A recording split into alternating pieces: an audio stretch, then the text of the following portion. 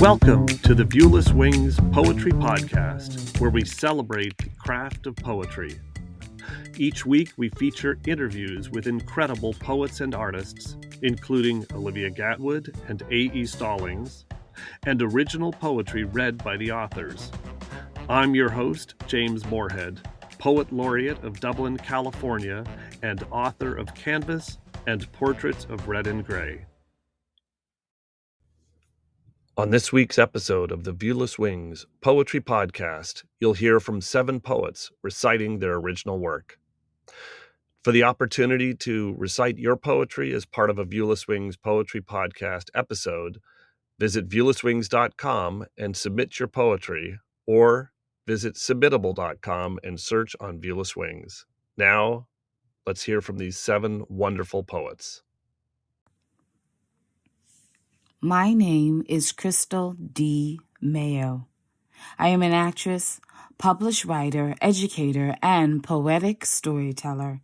I am a native New Yorker whose repertoire of writing spans from memoirs to poetry and prose. My literary contributions have been published in the Bronx Memoir Project, Volumes 3, 4, and 5. I made my debut as a playwright with my monologue, Mother to Son, featured in 048 Fresh Perspectives, an anthology published by New World Theater. My nonfiction short story entitled Wicked Blues was published most recently in the Connecticut Literary Anthology for 2021.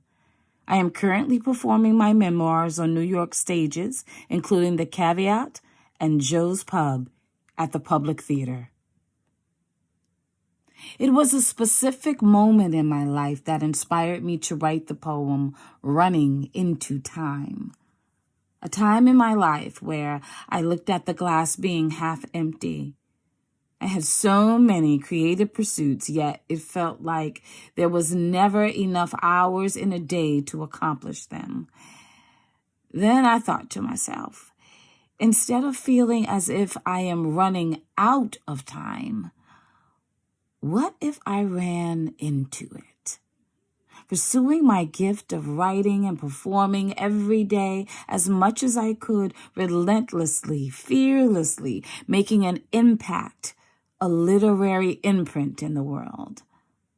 That one thought changed my whole trajectory, and ever since, I have used podcasts, stages, and books as my timestamp of who I am as a woman and artist in the world. Sit back and enjoy Running into Time. I ain't running out of time. I'm running into it. Heart on the 12, ambitions on the second hand. My hustle, my drive controls the winding disposition. My words, sweet, dark, raw, gritty, black girl narratives embedded in every second. It is my voice that splashes in the rhythm of each tick-tock. My vision that submerges in the rhythm of each synchronized beat. I ain't running out of time. I'm running into it, head on, eye to eye, toe to toe, streaming down my face of phonemes that blend themselves into puddles of prose. Hell, I ain't running out of time. Time runs through me, surging through my veins and capillaries, overflowing in cups of creativity, never empty. My voice is a descendant of decades. It is my words that are my legacy for centuries. Soaked with pen and paper, I write myself into her story. Hi, my name is Airea Johnson, and I'm enchanted with the grief process, the idea of significance, and the free will dilemma. My writing career started in St. Augustine, Florida. There, I hosted open mics for Flagler College and was an editor for Flair, the Flagler Review. I currently work as an editor for Cathexis Northwest Press. After spending 2 decades in the South, I reside in Portland, Oregon with my red tabby Henry. My poems appear in Third Wednesday Magazine, Oyster River Pages, Lucky Jefferson, and others. Today I'm going to be reading my poem Hope in Halos. That poem came about because I'm obsessed with luck. I love thinking about it. I love thinking about how the universe affects our lives, whatever that means. And I'm currently writing a manuscript all about luck, so I needed a poem to kind of fill some space. So I sat and thought about it, and this poem was born. So here it goes, Hope and Halos. The universe isn't out to get me. I'm living by superstition and signs. If I planted myself in the street, traffic wouldn't stop. My brain is all sorry, snakes and ladders. Everything is a game or something simulated. I keep doing the same things, but I don't have the answers. How am I supposed to be anything other than a murder of crows and chalk lines? I thought if I plucked my heart, it would be a pitless cherry or a red hot stuck on some dude's finger. Now I know it's bazooka, pink and sweet, nobody's favorite. The mirror is always a bloodshot moon. The pillows memorized my face, and I counted how many times he lied without blinking. Infatuation is a currency. My heart is an empty well someone tosses coins into, and no matter how many wishes skim the bottom, I'll never know which way is up. I want to teach my heart how to count cards, how to be so sure I'm the one rigging my odds, not tracing lotto tickets or smoking Camels in a parking lot, finding hope in halos. Thank you. My name is Finbar Lennon. I am a retired Irish surgeon and live in a small village in Ireland, about 30 miles north of Dublin, our capital city. I co-authored my late wife's memoir, The Heavens Are All Blue, that was published by Hachette Ireland in 2020. It includes excerpts of teenage poems I wrote for her over 50 years ago. I returned to composing poetry after she died and have had 2 collections published by a small independent printing press in Belfast, Lapwing Publications, that has been publishing new and emerging poets for 30 years. My approach was unconventional, as at my age I had no time for prizes or acclaim, and so put an unsolicited collection together and was very fortunate to find an editor-cum-publisher who happened to be a kindred spirit. My second piece of good fortune was discovering Viewless Wings and listening to the marvellous poetry podcasts moderated by James Moorhead. Some of his own narrative poems that are a feature of his podcast struck a chord with me, and I chanced my luck again. The poem I am going to read is titled Love, and is a reflection on my long romance and what love has meant to me. Love. Love, impossible dream, impossible word. Soft embrace with a double hand. Absent blink for pupils wide with wonder. First sight and all defences down. Instinctive hold on sounds and senses, for each to notice interest and respond. Does it ever happen quite this way? Somewhere amidst their frantic schedules, trying to make ends meet in Tinseltown, believing the effort to remain afloat is worth the toll and toil it wrought, or sometimes simply sitting on easy chairs, content together on solitary manoeuvres. Does it ever happen quite this way?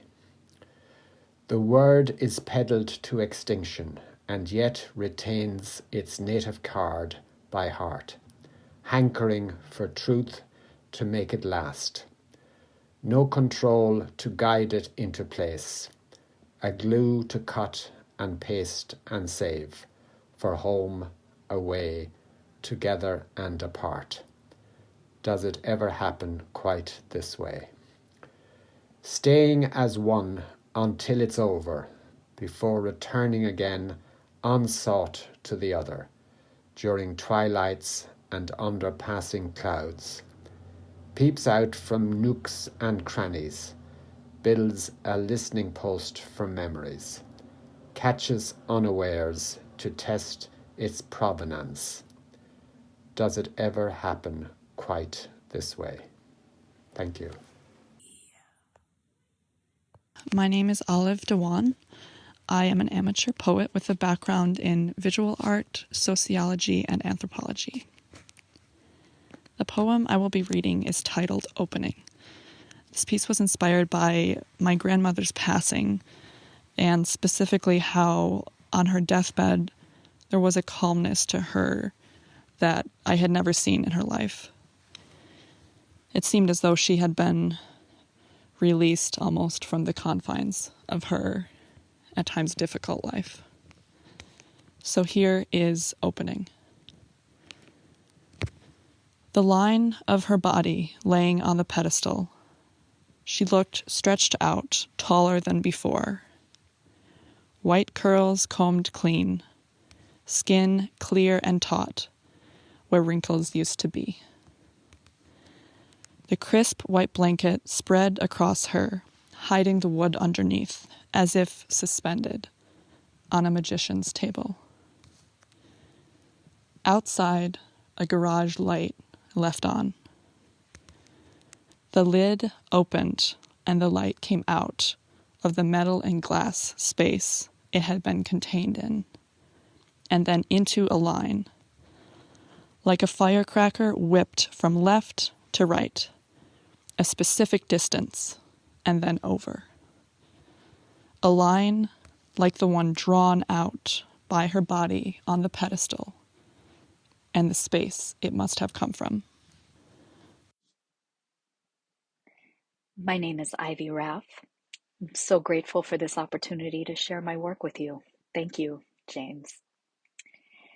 After writing poetry privately for 2 decades, I left a career in technology and public policy last summer to focus solely on my writing. I'm the 2022 Writer in Residence for Alaska State Parks, and I was a finalist in the Sweet Tooth Honey Micro Poetry Contest. Several of my individual poems have been published in literary reviews, such as the American Poetry Journal, the Bangalore Review, and Stone Canoe, among others. I live with my partner, who is a sommelier, in Detroit, the contemporary and ancestral homeland of 3 Anishinaabe nations. In Detroit, I'm an active member of the Room Project, a community for women and non-binary writers. I invite you to read more of my poems at wordsbyivy.com. This piece I'll read today, Portrait of a Girl in Relation to a Newspaper, has ambiguity at its core. We meet a young girl, maybe a preteen, who has a certain relationship to a charismatic, influential adult in her life. But we're not sure what that relationship is, and neither is the girl. The poem goes inside children's relationship with predators before they develop the vocabulary to name them as such. So this is Portrait of a Girl in Relation to a Newspaper. The girl's spine arches over the sturdy oak table where she does her homework, head cradled in hand. She is not thinking of the charcoal-colored newsprint leaching onto the creamy skin wrapping her forearms and into the crevices of her dimpled elbows. Her eyes narrow, train on the photo of the columnist who appears every bit the Baptist minister he is. A puff of white hair floats above his jowls. The congregation feeds him well. And he has fed the girl. Her mother drops her each Wednesday afternoon at the parking lot of Jason's Deli, where she orders a baked potato with extra cheddar, and the minister polishes off a tall turkey club nestled in a plush of green lettuce. Intent.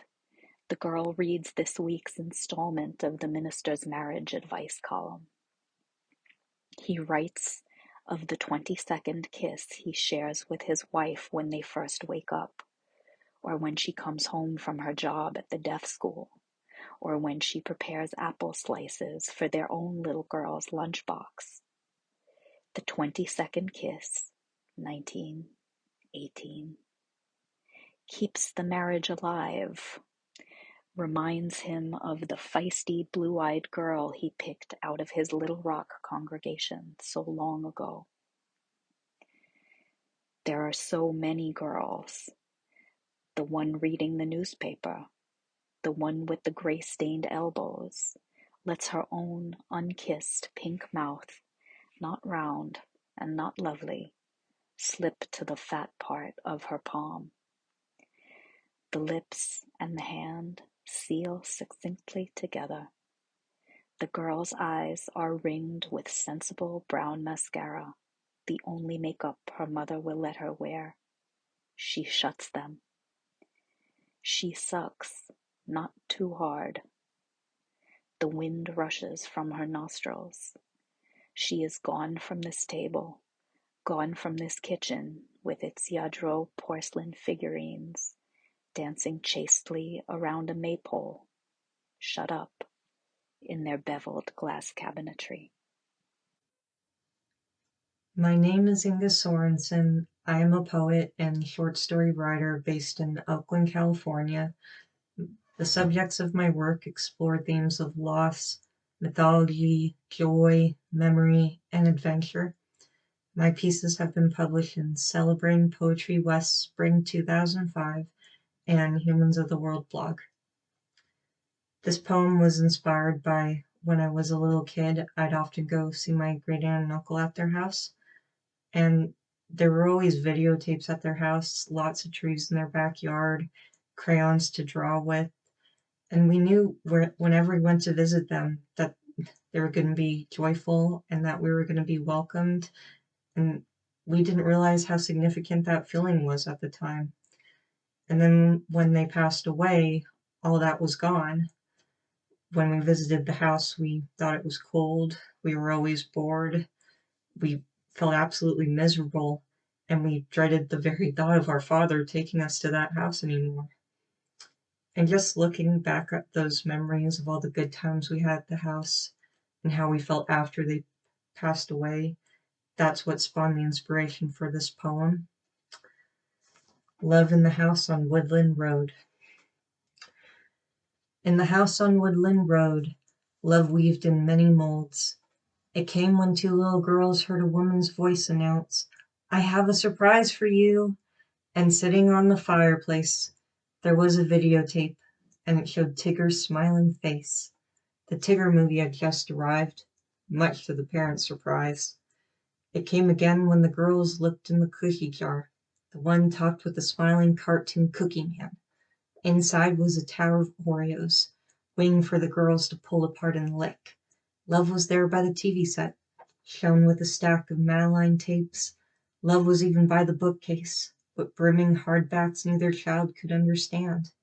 Seated on a shelf's corner, there rested a Crayola box, filled with crayons to the tin's tip top.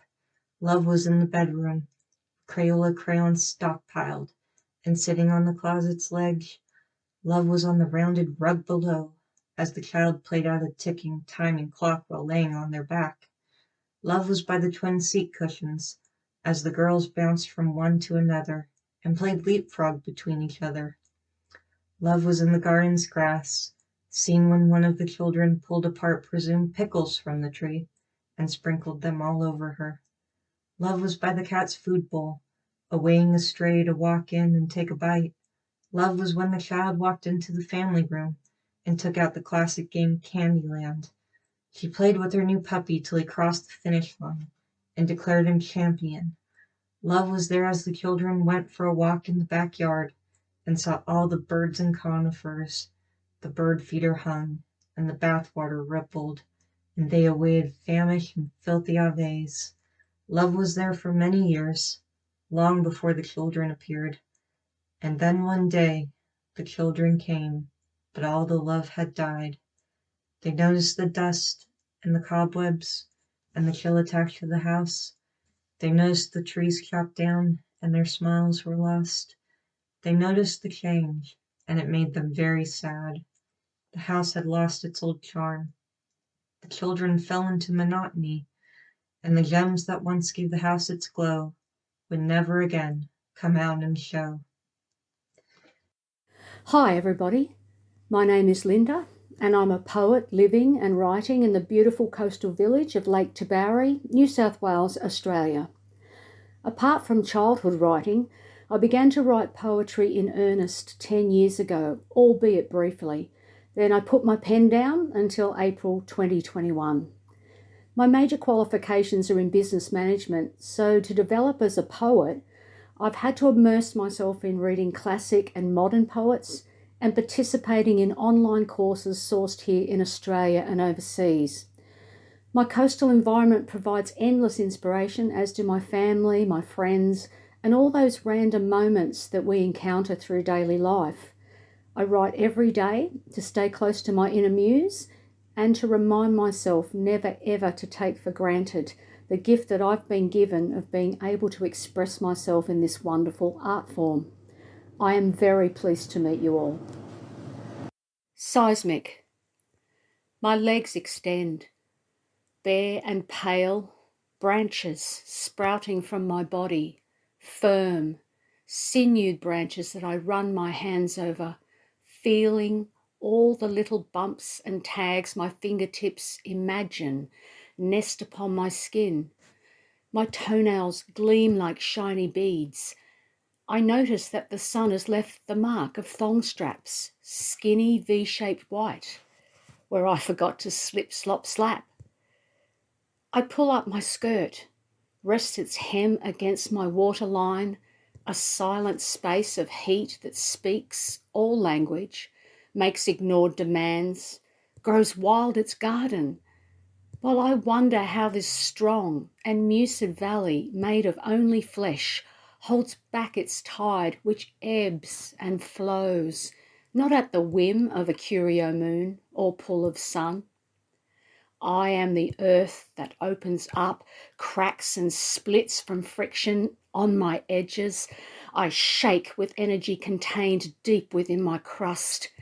I, a vein of rock, will stir from just one touch, shift and shiver, tectonic plates alive with motion, pressure valve release to shudder, gasp, and die. End poem.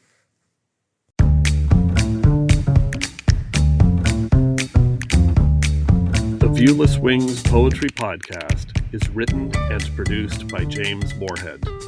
You can follow me on Twitter at Dublin Ranch, subscribe to the Viewless Wings Poetry Podcast, and follow us on viewlesswings.com or on Instagram at Viewless Wings.